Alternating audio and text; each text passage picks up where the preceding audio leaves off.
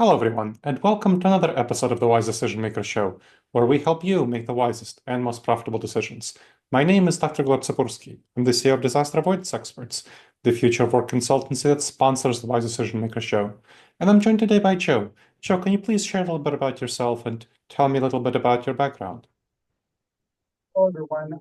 Joe Whittinghill. I am the recently retired Chief Learning and Talent Officer for Microsoft. I've worked at Microsoft for 25 years in roles including HR, finance, organization development, mergers and acquisitions. And at the last few years of my career, I was partnering with the CEO and the CHRO on our culture transformation, as well as our learning and talent management efforts.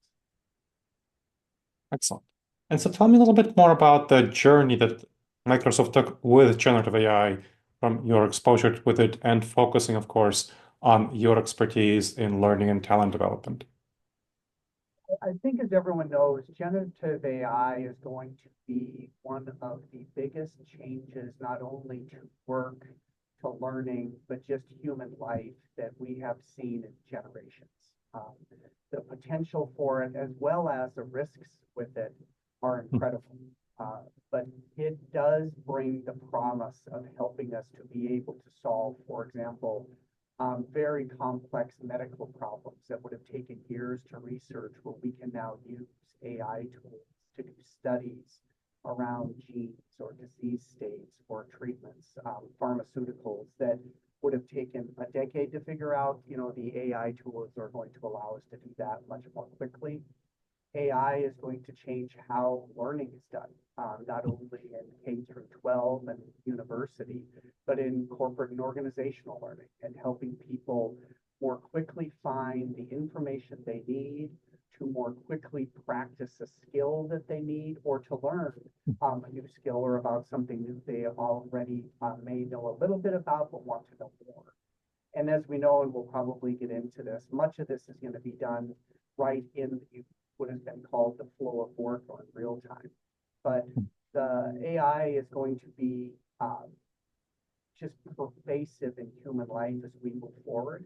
And as I said, there are important ethical and risk considerations that are already being discussed and being managed, which are just as important as about all the promise. Sure. So that's a great overview of generative AI. Now, how did Microsoft, or you from your perspective within Microsoft, first get familiar with generative AI as a tool? Yeah, one of the great things about working at a tech company for 25 years is you really get to see what many refer to as the new frontiers of what's happening in technology. I mean, I started in tech well before there were so many of the amazing computational tools that we have today, or the applications, or quite frankly, the personal devices we use. The phone that I now carry was as powerful, or is as powerful, as the PC I originally learned, the Apple machine I originally learned how to code on back in high school. And so the advances in chipsets and processors is as extraordinary as all the software innovations. And I think people are well aware. Microsoft has always been in the mix of being on the forefront of technology advances. And because of hard work and smart decision making, Microsoft is really poised as one of the leaders right now, if not the leader, in AI in terms of work. And therefore, it means the entire company pivoted to AI under the leadership of, Satya Nadella, our CEO. And people sometimes ask, how did all of this happen so quickly? Well, there was a lot of work going on for years. It's just no one was talking about it. And so therefore, there was the ability to have groups of people doing experiments with AI. And as we all know, in tech companies, one of the behaviors that is more resonant than maybe in most industries, not all, but in industries that are non-science based, you don't see it as much. But this idea of doing quick experiments, doing A/B testing, and really trying to understand what the future is critically important. And we've been working at this for years and years. And so while it looks like the progress has been rapid, there's also been a lot of trial and error to get where we are today. And the Mhm. second part of your question is, everyone in the company was asked to think about what is the role you can play, one, just as an employee or leader, but Mhm. two, in your specific discipline, Mhm. as it became clear how the AI tools were going to become available. In particular, we looked at, future of work was also within my remit. So we looked at how is AI going to change work, but then we were in parallel looking at how is AI going to change skill-based learning. Mhm. And as important, how is AI going to change how we do people management moving forward? So Mhm. there's so much opportunity there that it's very, very exciting. So let's talk a little bit about learning, and then we'll talk about people development, and then we'll talk about the future of work. I think that's kind of a natural progression. So tell me a little bit about your early experiences with using generative AI as a tool for learning and how that experience developed from your early experiences with generative AI until you left Microsoft just a few short months ago. So if we go back to the data and think through the need for our workforce to be skilled to be able to do whatever roles they are across whatever Mhm. industry, there's great studies out there about how many frontline workers are there, for example, and depending on if you say World Economic Forum data, there's about 2 billion frontline workers. And frankly, Mhm. AI is going to be incredibly helpful to them, probably in the short run. But comes with that back to the risk side. There are a lot of people that don't feel they have the skills Mhm. to do their current role, let alone these future roles. And the World Economic Forum, predicted that maybe 40% of core skills that workers use today will no longer be necessary in the coming Mhm. years rather rapidly. That, in fact, then creates anxiety with Sure. workers, with employees, whether they're small business owners or work for large organizations. And so this is that mix that we were looking at and Mhm. saying, how do we explain to people, we can help you learn the skills to use Mhm. AI, and we understand you think this may be disruptive and that you're going to lose your job to a Mhm. robot or to some software program. But in fact, humans and human judgment is going to be more important than ever before as we use AI. Mhm.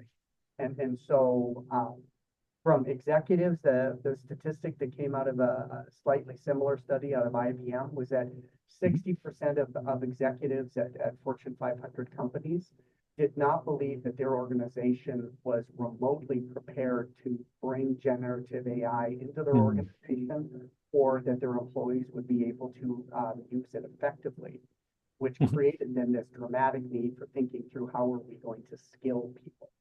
Um, so it's a multifaceted issue, but what's also Mhm. interesting about AI, in terms of a technology set, it is one of the most interdisciplinary technology areas Mhm. that we've ever seen. And it cuts across so many aspects of not only technology, but of industries and businesses. It's a big, hard, complex problem to think about, which is also one of the reasons I think people are a little put off by it, and Mhm. or getting frozen a bit about, okay, what should we start with and what should we do next? Mhm. And you mentioned about people's anxieties and fears, and I was just speaking to Greg Donaka. I was did an interview with Greg Donaka in the previous episode, who is the CEO of Delta Dental of Idaho, and he was telling me how he didn't anticipate the kind of resistance and anxiety that would be caused by the introduction of generative AI, and that inhibits learning for people who are worried about learning. And of course, one of your primary remits was learning. So how did you work on addressing the underlying anxieties and fears that naturally inhibit learning due to people's fears about job displacement and other factors? But when you impact people's livelihoods, that is where Mhm. anxiety really spikes. And Yeah. so whatever the disruption is, when you think about, am I going to be able to have a job earn a living and be able to pay my bills. That cuts to the core. That's almost an existential crisis for people. Yeah. And it's a serious one because employment and the ability to earn a living and continue to have the skills to earn that living are absolutely based into human, psychology and wellness. So with that, when you look at any change effort, and some people have said that AI, generative AI, may be the largest change management project the world has seen, in, again, maybe in a lifetime. Yeah. So with that, you have to step back and say, how can we, one, make people aware of what we are talking about? Because there's a lot of confusion and misinformation about what AI is and what are its benefits and risks. And so first, starting with just education about this is what we're talking about when we think about AI. Here's how you could apply it at work, but frankly, here's how we see it being super helpful at home and making your home life even easier. And so taking the benefits conversation along with there is always resistance to people understanding I am going to have to continue to learn and grow and get new skills, especially as tech becomes a part of I grew up in Montana, and what technology is able to do now for agriculture is amazing. But a lot of that is actually happening in other countries like India or in Africa, where water is very scarce, where fertilizers are very scarce, and the ability to grow food, another basic need of humans, more challenging than it is in some other countries. But AI is bringing in massive help to farmers around moisture, around nutrients and soils. And so again, going to the benefits of how this is going to be helpful tends to reduce the anxiety of people. The other simple trick I just give people is just start playing with it. Because familiarity starts to bring down the anxiety because people then say, oh, this isn't as complicated as I thought it was going to be. Yeah. Or even them then getting excited about, okay, I'm going to try to do something using one of the services that will allow me to find answers quicker. Maybe, some of these image generators can be quite entertaining for people. And so you can it's that way. But it's finding ways to reduce the anxiety that I think focusing on the benefits and humans in the end do love to learn new things, but whether they really love, they love success. And so as they try something and they succeed at it, you start to see then the anxiety come down and their ability to be successful both at work and at home go up. And that has been an effective way to go at this. So that makes a lot of sense. You talked about the content. What about the forms? What kind of forms of learning are more effective? Is it workshops? Is it peer mentoring? Is it micro-learning? Is it gamification? What kind of forms of learning have you seen to be most highly effective? What's been interesting, I think, with in AI, there's about 10 different subdisciplines of AI. And one of the most important things to remember is because of natural language processing, which is a subdiscipline, the ability for the human to interact with the technology is so much easier. I watch people and they're still writing search engine queries using AI. And I'm like, that's not how this works. Just write a sentence like you're talking to somebody, like you're asking the librarian. And the AI then can, because of NLP, be able to understand what you're looking for. The second thing is, I'm not clear that people understand you can keep asking follow-up questions. So it's not a search engine. The AI is actually keeping track. Take ChatGPT or take Copilot. It is keeping track of the logic of the conversation you're having. So it's very different than the search engine approach.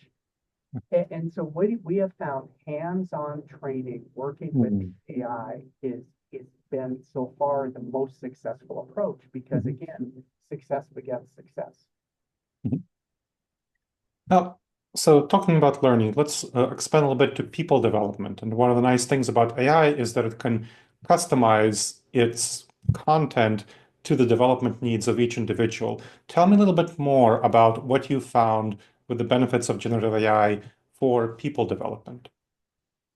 So one of the important things to note is all of the companies producing, in the United States at least and beyond, are really focused on the privacy issues around AI, because Mhm. there's an ethical component to AI that, in particular, Microsoft and other companies feel is very important. And Microsoft has been asking for boundaries and regulation on AI for quite some Mhm. time, because there's a fundamental belief that people's privacy is critical. And then Mhm. also, I sit on a board, mental wellness and mental health board at the University of Washington, and there is some great promise for mental wellness and mental health Mhm. um, treatment using AI, but there's a lot of risks to it too. And so that's why the smart physicians and researchers are working through how can Mhm. we use AI in ways that can help humans around mental health and mental wellness issues. But it comes back to this point around people getting comfortable that their data is secure, especially when it starts to get Mhm. really personal. So in human development and people manager, once the AI knows who you are, especially if you Mhm. have an account, and so you're constantly working with your AI agent, because most of this is going is you'll have a personal agent to help you with Mhm. work. It can then give you very specific recommendations targeted at you, Mhm.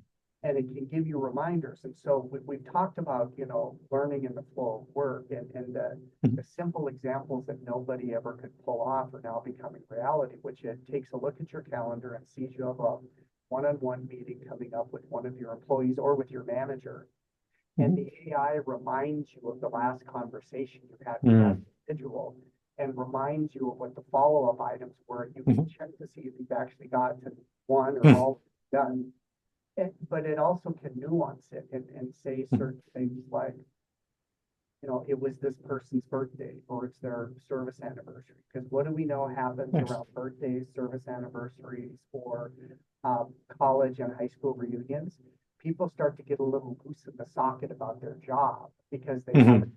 been thinking through, or after a long vacation, people always come back and Sure. say, "Okay, I want a new job."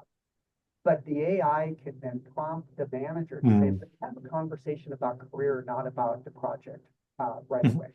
Let's talk about what are your career goals. And so simple examples like that, more effective one-on-ones, more performance coaching in the moment Mhm. privately viewed, it is going to be one of the things I think people are really going to appreciate.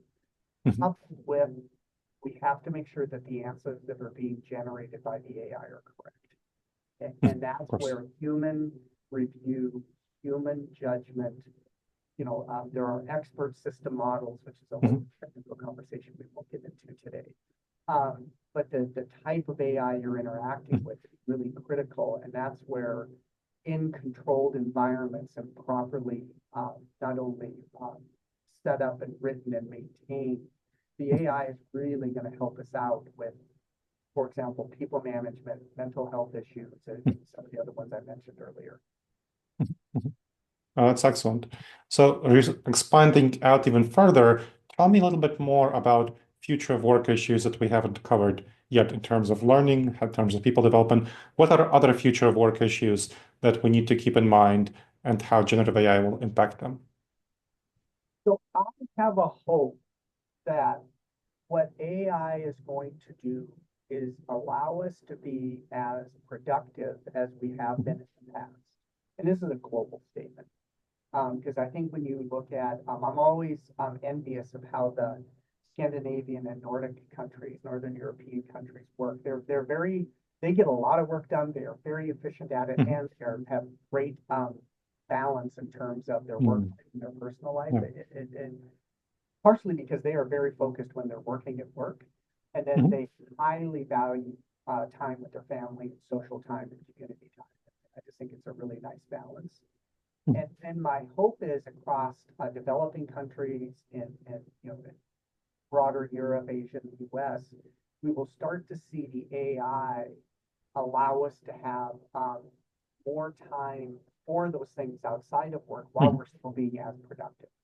And Mhm. and I think to the winner is going to be the people that embrace the idea that the AI is here to help you, whether it's Mhm. at work or at home, and getting really clear about that because Mhm. work is going to change. A lot of the tasks that we are doing today, the AI is going to just do for us. It's going to be great. I've been working on my income taxes. So in the US, we're in tax season. In the future, I have this belief I will just scan all those documents and the AI will put everything together for me and save me 15 hours I spent this weekend trying to pull together everything for taxes. That's a very mundane example, helpful at home, or for parents or caregivers where there's conflicting schedules about what doctor's appointments, what, school play or sporting events, that the agent is helping to optimize the family's calendar and taking some of the pressure off of that and catching things that aren't happening. So I think in terms of day-to-day efficiency and task management, we'll start to see some of those gains really quickly. And it's not about getting rid of jobs. It is really more about trying to free up the humans to go do more interesting and engaging work than some of the mundane. And then at the higher end on the compute side, I stay very focused in on both agriculture and on healthcare and medicine. There are going to be major breakthroughs because of what the AI is going to be able to do, because it's helping the researchers cover ground more quickly, but also make connections to other data sets they may never have known about. That is going to be, I think, just stunning as we start to see these things come together. Now, we've been talking about all of this, and within Microsoft, which is at the cutting edge, you can do this much more easily. The learning, the people development, the future of work. Thinking about externally outside of Microsoft, when you're communicating about this, when you and I met when I did the keynote for Microsoft at the CLTO conference for Chief Learning and Training Officers. And you are also trying to bring this information out beyond Microsoft more broadly. What have you found as the challenges of doing so, and what have you found as the best strategies of doing so? Well, let me give you an example to answer the question. I was recently back in Montana and spoke to the industry, the annual meeting of the group that runs broadband in Montana. So it's in Montana, the fourth largest state. So there's a lot of territory to cover to get broadband to everybody. And these broadband companies go from 4 people up to larger, as you would expect. And the irony is Montana is a very highly connected state, and they want to make it even more so. It's kind of like South Korea in some areas, because as we know, if you have me talk about like education, access to education and information, I think is a fundamental right. That's my personal. People may disagree with me. But you look at what has been able to happen in countries like Africa, or if you look in certain parts of Asia, where we can get information into schools generally through broadband or some type of internet. Now satellite is helping. That is a game changer. But it's first and foremost just access to the data pipe that's big enough to get that data to everyone. As I'm talking to these broadband people, the first thing I said, I don't know if you understand how critical your jobs are. It isn't just about giving people cable TV and internet to play solitaire and Wordle with people. It is about really getting information to businesses, information to caregivers, information to educators. But I was reminding all of them, I said, look, it's the same advice I give to everybody. You may not know what your AI strategy is for your small broadband company, then don't start there. Just start by playing with it. And you personally, as the business leader, need to start interacting with the AI and practicing, because you'll start to see some applications for your business. But then turn loose some of your earlier in career employees and let them say, we think if we use the AI in this particular situation, we are going to save the company 5 hours, a week on just getting rid of some of this ridiculous work that we're doing. And in the room, all of a sudden, the light bulb started going on, because I said, look, you are personally responsible for understanding what is going to be one of the most important business tools over the next 50 years. But unleash your employees so that they can start to find ways to make your company more effective, and quite frankly, so that their day-to-day work is even more interesting and engaging for them. Because getting people to move to some of these small rural communities who are technical enough to work for a broadband company isn't always easy. But if they love their job and they Mhm. feel they're building, back to the first part of the conversation, skills for the future, Mhm. people then we're getting the win that we're looking for. Engaged employees, engaged workers, successful businesses, Mhm. coupled with, the outcomes of having a great life as well. Excellent. Now, as we finish up, where do you see AI going within the next couple of years? You've obviously observed it internally, and so you can see what's going to happen. And how do you think that will impact people's lives? Yeah, I think, the really smart technologists, we have people who, like Kevin Scott at Microsoft, who are these big brain people who just, Mhm. we refer to it as they're working on the frontier of technology. Mhm. Mhm. The promise of what AI is going to bring in terms of improving the overall human condition, it is there. We've already been mentioning lots of examples, and there's many of them out there. I think for me, I personally doing what I've asked other people to do is every day I try to go out and futz around with some other new piece of technology, breaking it down. Am I going and interacting with ChatGPT Copilot? Am I doing the image creator, and having some fun with doing artistic types of things with the AI? Um, really, I have this firm belief, Gleb, around this is going to be the resurgence of rhetoric. And what is rhetoric? Mhm. Rhetoric is Mhm. the effective uh, skill of communication and persuasion, and some Mhm. people call it an art. But using rhetoric to talk Mhm. to the chatbots, because it brings you clarity and precision. So your Mhm. prompts, so the questions you write, or they call it prompts formally. Mhm. And these aren't the internet questions that you've been asking on the search engines. These are just Mhm. asking in full sentences what's going on. Rhetoric and logic, and then being able to dig into something you don't Mhm. know about and trying to get clarity around a topic you're unaware of or you're trying to understand really quickly. I think the skill of rhetoric is going to be quintessential in most Mhm. skills for people to be successful with AI. Mhm. And then it's this practice. Just get out and start playing with it. And then you'll notice in programs you're using, or even if you're out on the shopping sites. I was trying to find some protein drinks today, and the Mhm. shopping site started, an AI agent popped up and said, it doesn't look like you're finding what you're looking for. And Mhm.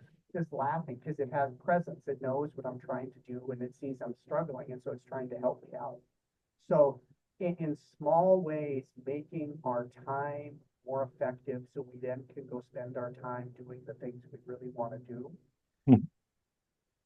helping us be more effective interacting with each other as humans and making Mhm. teams more effective and manager-employee relationships more effective. And then quite frankly, I just think the ability to go after some of the world's biggest problems. Once we get these big, Mhm. um, you know, AI engines going and then point them at some of the most pressing problems that we have around, health or the environment, I think Mhm. it's going to be pretty exciting. And then to Mhm. where we also said, it's like, don't be afraid of it. Just go start playing with it. And there is so much potential out there that I think the people that just get a little bit better every day using AI are going to be a lot happier in the long run than people Mhm. are still holding back. Excellent. Well, thank you very much, Joe. This was super helpful. Really appreciate you sharing your expertise. Thanks for inviting me. I appreciate it. And thanks to the audience for checking out another episode of the Wise Decision Maker Show. Please make sure to subscribe wherever you checked out the show and leave a review. It helps other people discover the show and helps us improve the show. And if you have any questions, email me at gleb, Gleb, at disasteravoidanceexperts.com.